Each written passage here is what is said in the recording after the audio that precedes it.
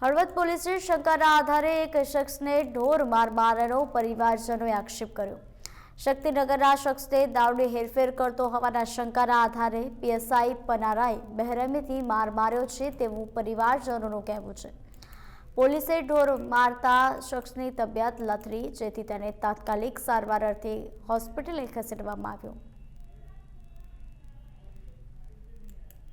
14 તારીખની આગલી રાતે હું મારા બેનના સમાધાન માટે સોરડીવાળાની ગાડી લાવ્યો હતો।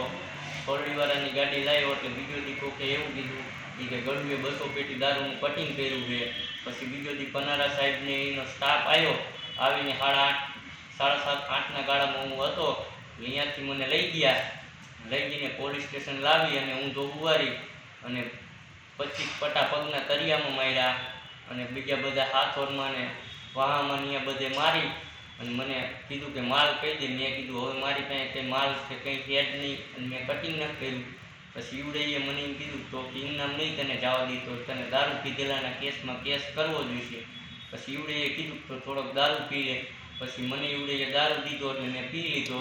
શરીરમાં તકલીફ, હું એક તો હાલી જ નથી શકતો અને હવરો હુઈ નથી શકતો અને આખો દિવસ ચક્કર આવે। મેં કોઈને ઘરે 3 દીથી કોઈને બતાવ્યું જ નહોતું